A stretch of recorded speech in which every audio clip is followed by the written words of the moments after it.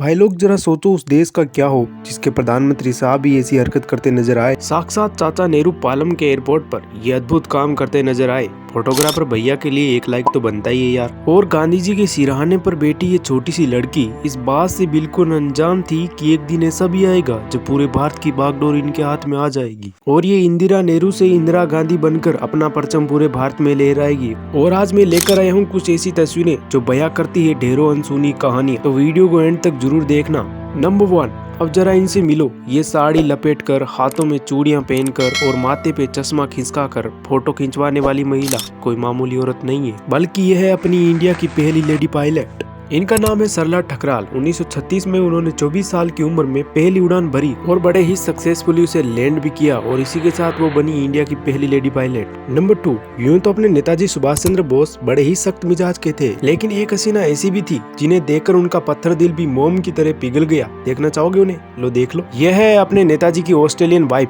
पहली और आखिरी प्रेमिका। इनका पूरा नाम है एमिली, जो कि कैथोलिक परिवार से थी और ऑस्ट्रेलिया में रहती थी।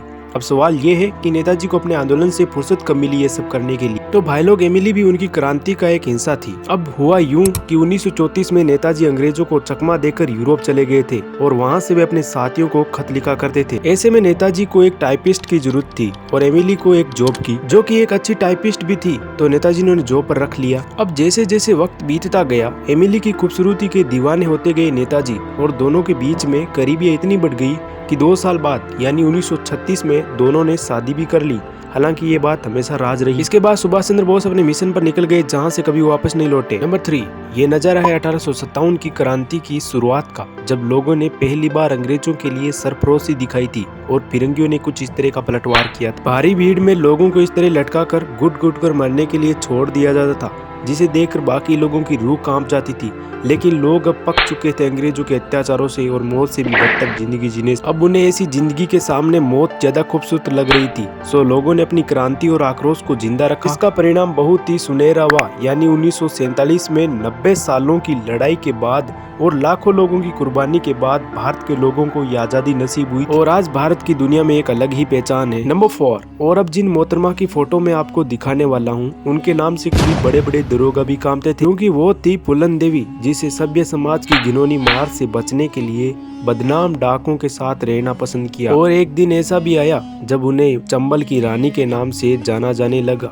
छोटी सी उम्र में पिता की उम्र के व्यक्ति से उनकी शादी कर दी गई और ये सब इसलिए हुआ क्योंकि वो एक छोटी जाति की थी और गरीब परिवार से भी जन्मी थी। और इन सब से भागकर वो चली गई चंबल की घनी पहाड़ियों में अपनी जान को अंजाम देने के लिए, जहां उनकी मुलाकात हुई पत्थर दिली सही, लेकिन झुंड बनाकर बिना किसी जात पात का भेदभाव किए एक साथ रहने वाले खूंखार डाकुओं से। और यहीं से बदनामी सही, लेकिन एक ऐसा नाम मिला जिसका खौफ उनके मरने के बाद भी जिंदा रहा, फूलन देवी। नंबर 5, अब जरा इस न्यूज़पेपर वाले लड़के को भी देखो। चेहरे पर भविष्य की चिंता और नाजुक पैरों से दुनिया भर की खबरों को खींचकर पूरी दुनिया तक पहुंचाने की जिम्मेदारी इतनी कच्ची उम्र में उठाने वाला ये लड़का और कोई नहीं, बल्कि अपने देश के प्रेसिडेंट एपीजे अब्दुल कलाम है, जो शायद उस वक्त इस बात से अनजान थे कि कभी वो उन्हीं अखबारों के पहले पन्ने पर आएंगे। कलाम सर जी के बारे में कौन नहीं जानता यार। साइंटिस्ट, फिलोसोफर, प्रेसिडेंट, स्टूडेंट, मतलब हर किरदार में वो एकदम परफेक्ट थे। आज भी ना कि हम बल्कि दुनिया भर के लोग उन्हें याद करते हैं। दोस्तों बस आज के लिए इतना ही। अगर वीडियो पसंद आए तो वीडियो को लाइक करें, चैनल को सब्सक्राइब करें और बेल आइकन को प्रेस कर दीजिए और पार्ट 2 के लिए कमेंट करना। Take care, love you all the best.